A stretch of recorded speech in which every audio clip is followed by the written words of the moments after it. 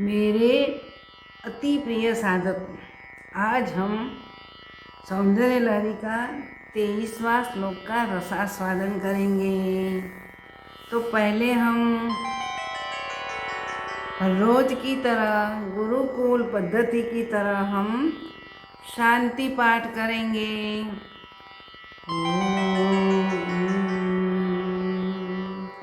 सहनावतु सहनौ भुनक्तु सवीर्यं करवावहै तेजस्विनावधीतमस्तु मा विद्विषावहै।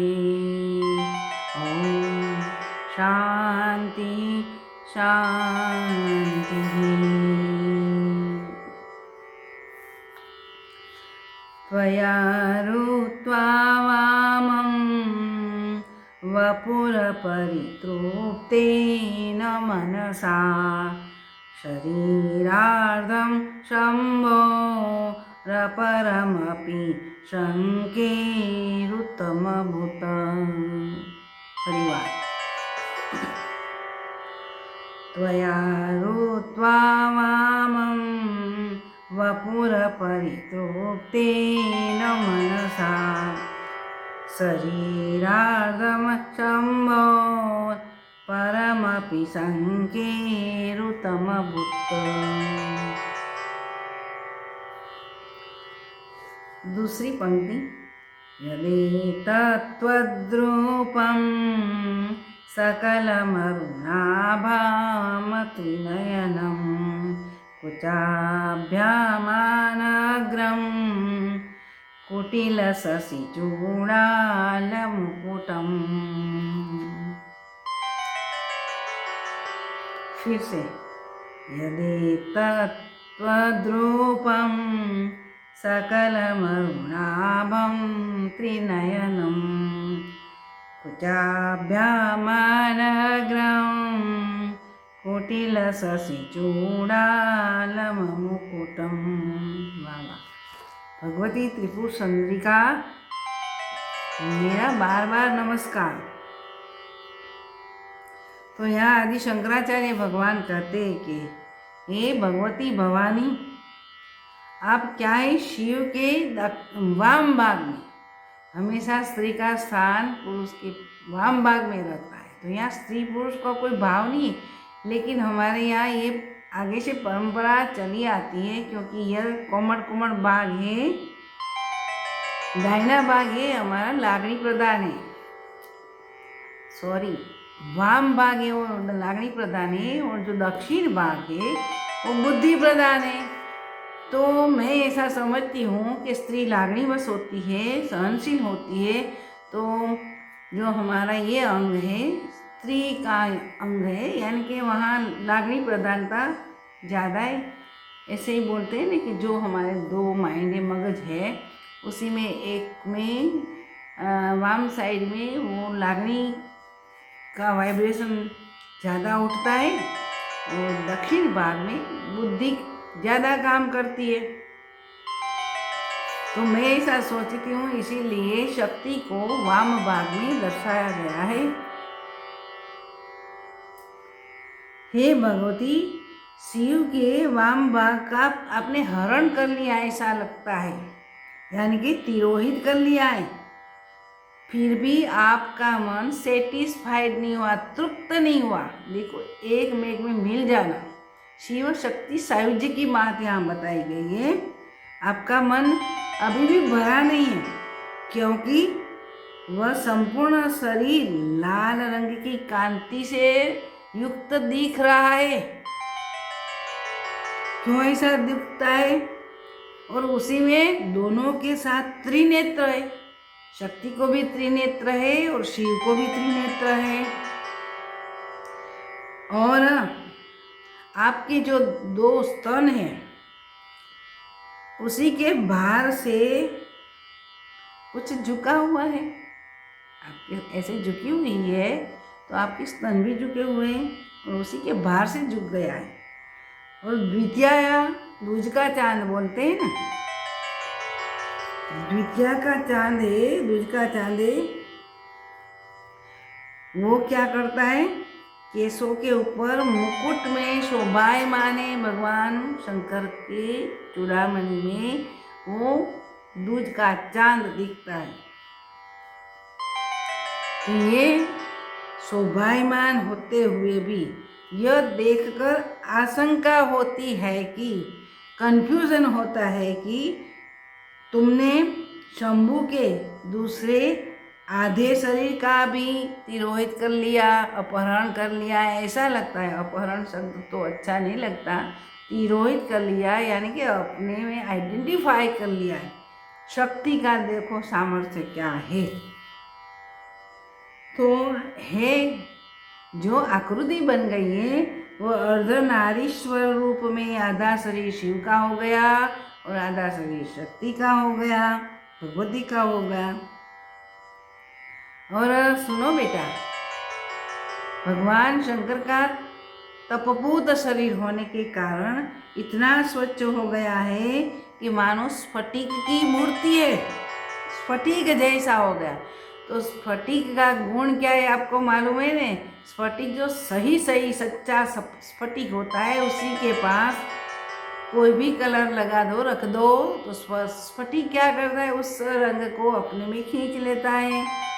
स्फटिक लाल रंग रख दो तो लाल रंग वाला हो जाता है, पीला रंग रख दो तो पीला रंग वाला धारण करता है स्फटिक। तो यह स्फटिक है, कोई भी रंग को अपने में आइडेंटिफाई तादात्म्य कर लेता है। तो स्फटिक जैसा शरीर है शंभू का, स्वच्छ है। इसीलिए भगवती का शरीर लाल वर्ण का होने के कारण भगवान शंभू भी, शिव भी लाल वर्ण के दिखने लगे हैं। तो देखो स्फटिक वर्ण जैसा शरीर होने के कारण भगवती का जो लाल गुलाबी मिक्स रंग है वो स्फटिक में धारण किए हुए है, यानी कि भगवान शिव का भी कलर ऐसा हो गया शरीर का। इतना ही नहीं, लाल वर्ण होने के कारण वह भी अरुण दिखने लगा है। अरुण यानी कि जो प्रत्युष है, राइजिंग सूर्य है, उसी का जो कलर है उसी को अरुण कलर कहा जाता है। इसीलिए बाला अरुण, बाल अरुण ऐसा बोला जाता है। तो इतना ही नहीं, हे भगवती, आपके स्तन के भार से शिव का दक्षिण भाग भी किंचित झुक गया है। ऐसे वाम साइड में ऐसे माता जी बैठी हैं तो उसी के जो कुछ स्थान है, 2 स्थान है, वो भी झुका है और उसी की वजह से, उसी के भार से खुद शिव भी ऐसे थोड़ा झुक गया है। तादाद में बताना है ना, यहाँ स्तन सन ऐसा मानते हैं तो ये सूर्य और चंद्र भी स्तन है आद्या प्रकृति का, और हमारी पृथ्वी पर उसी के किरण होते पड़ते हैं। तो पृथ्वी भी अपनी धरी पर कैसे घूमती है, ऐसे थोड़ा झुक के घूमती है ना, तो ये प्रकृति है। तो यहाँ जो आध्यात्मिक अर्थ है वही समझना है। इतना ही नहीं, दोनों शिव और शक्ति को त्रिनेत्र है, ये देखने वाला नेत्र है और एक तीसरा है ज्ञान नेत्र है। इतना ही नहीं, ये तीनों नेत्र चंद्र की कांति जैसा चांदनी युक्त है। और ये 3 नेत्र भगवान शिव के हैं या शक्ति के हैं, ये पहचानना मुश्किल हो गया हमारे लिए। उसी का अर्धनारीश्वर स्वरूप की बात है। तो हम कंफ्यूजन में हो जाते हैं कि शिव शक्ति सायुज्य युक्त है, एक ही है या अलग अलग है, अलग अलग है या एक ही है, वो हमारे मन में कंफ्यूजन रहता है, पहचानना मुश्किल हो जाता है, हमारी बुद्धि काम नहीं करती है। हकीकत में तो क्या होता है कि दक्षिण भाग शंकर भगवान का है अथवा सारा शरीर भगवती का है या नहीं है, वो कंफ्यूजन है। ये भगवान शंकर है या शिव शक्ति है, अगर अकेली शक्ति है, 3 कंफ्यूजन हमारे सामने आ गया। ये भगवान शंकर है, तपपूत है, साधन में बैठा है, समाधि में बैठे हैं, और यहाँ शक्ति भी दिखती है। तो शक्ति है या शंकर है या दोनों है, वही 3 विकल्प हमारे सामने आ जाता है। हमारी बुद्धि काम नहीं करती क्योंकि ये अर्धनारीश्वर का स्वरूप है। ऐसे तो किशोर युगल का शरीर भी ऐसा है, राधा और कृष्ण अध्यादेव होते हैं, वो भी अर्धनारीश्वर का ही स्वरूप है। ऐसे सांख्य में देखो तो पुरुष प्रकृति की बात आती है, उसी में भी यही हम इमेज कर सकते हैं, अगर अनुभव कर सकते हैं कि प्रकृति और पुरुष साथ साथ रह के ही काम करते हैं। माया और मायापति, ऐसे दूसरे शब्द में हम ऐसा कर सकते हैं। माया का भी ऑनर करो और मायापति का भी ऑनर करो। मायापति के पास जाना चाहते हो तो शुद्ध माया, शुद्ध मन से, शुद्ध अंतःकरण से हमें भक्तों ने उनकी पूजा अर्चना स्मरण करना चाहिए, चैंटिंग करना चाहिए उसी के पास पहुंचने के लिए। तो पुरुष और प्रकृति दो ही का संपर्क, आइडेंटिफिकेशन रहता है, एक ही इनकारनेशन हो जाता है अर्धनारीश्वर का। तो उसी की इच्छा से ही शक्ति सर्ग प्रक्रिया करने, यानी कि सृष्टि की रचना करने के लिए उद्यत हो जाती है। तो शंभु शिव है, वो तो ऐसे ही परम ब्रह्म है, ऐसे ही बैठे रहते हैं, जो सब ब्रह्मांड की उत्पत्ति स्थिति लय करती है, तो वो भगवती ही करती है, क्योंकि उसी से ही निःसृत हुई है भगवती। हम मनुष्य है, इसीलिए हम आकृति की बात करते हैं कि ये भी शंकर भी हमारे लिए, हमारे जैसे दो हाथ वाले, मुंह वाले, त्रिनेत्र है, एक विशेषता यही। तो भगवती में भी यही विशेषता है। असल में तो ये तत्व स्वरूप है, लेकिन समझाने के लिए जो मैथुन सृष्टि है, मैथुनी सृष्टि से हम देखते हैं, उसी की दृष्टि से देखते हैं कि ये आधा शरीर शिव का है, आधा शरीर माँ भगवती का है तो दोनों एक अर्धनारीश्वर स्वरूप हो गया। तो आज विज्ञान भी व्यक्ति के भीतर ऐसे रंगसूत्र देखते हैं, जिसी की वजह से सृष्टि प्रक्रिया यानी कि बच्चे पैदा कर सकते। तो अर्धनारीश्वर स्वरूप हर एक जीव मात्र में रहता है, वो एक में एक में मिलन सायुज्य रूप में रहते हैं। तो यहाँ भगवान की जो सृष्टि है, तो हम शिव और पार्वती को अर्धनारीश्वर स्वरूप में देखते हैं, एक में के मिल गए हैं, यानी कि युज्य सायुज्यता में रहे हुए हैं।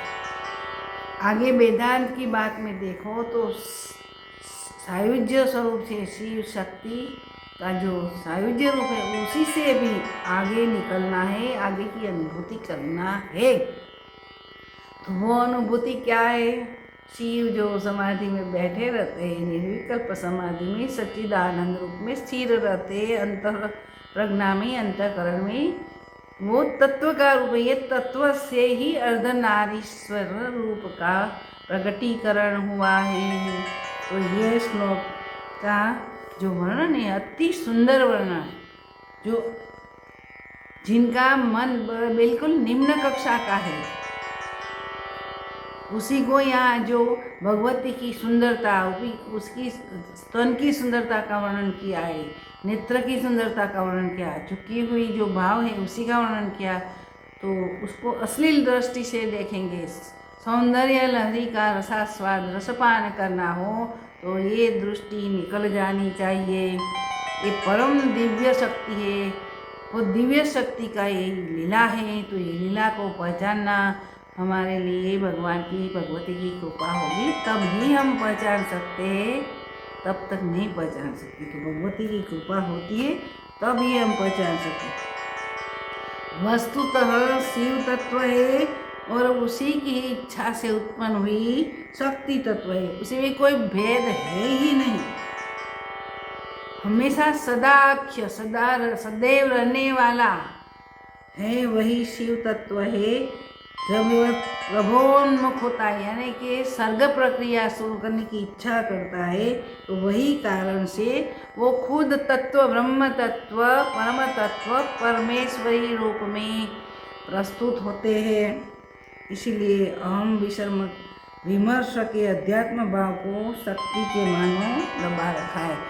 ऐसे इसीलिए लगता है कि ये शक्ति का जो भाव है, विमर्श स्वरूप अहम को दबा के वो प्रकट हो गई है, यानी कि परम अस्तित्व, यहाँ अहम का अर्थ यही है। एब्सोल्यूट जो बोलते हैं विज्ञान में, तो परम जो तत्व है उसी को दबा के माया ने ये अनंत ब्रह्मांड की रचना की, यानी कि उत्पत्ति स्थिति ने लय माया ही करती है। मायापति तो अलग ही रहते, निश्चल है, निष्कल है, निरंजन है, निरवयव है। तो वस्तुतः शिव तत्व और शक्ति तत्व दोनों मिलकर अर्धनारीश्वर स्वरूप होता है। तो भक्त के हृदय में भगवती के प्रति पक्षपात आ गया है। ये माँ भगवती आपका दर्शन, आपका चिंतन, आपकी हमें अनुभूति होती है, तब तो आपकी कृपा से हम परम तत्व शिव तत्व को प्राप्त कर सकते, यानी कि अपरोक्षानुभूति में शिव तत्व की अनुभूति होती है। वो अनुभूति अव्याख्य है, उसी को हम शब्द में व्यक्त नहीं कर पाते। कोई गूंगा आदमी है, उसी को शक्कर खिला दो, फिर पूछो कि भी ये शक्कर कैसी मीठी लगी, इसकी मिठास क्या है, तो बोलेगा, क्योंकि वाणी वहाँ बंद हो जाती है। गूंगा का उदाहरण तो कम पड़ता है, लेकिन वहाँ वाणी कम पड़ती है, उदाहरण भी कम पड़ता है, लेकिन हमें जितना उदाहरण में जो हेतु है वही हेतु सिद्ध करना चाहिए, तब तो ये श्लोक समझ में आएगा। तो आज का एपिसोड हम यहाँ पूरा करते हैं। माँ त्रिपुर सुंदरी भगवती की जय हो, उसको नमस्कार हो, प्रणाम हो, सद्गुरुदेव को भी प्रणाम हो अस्तु।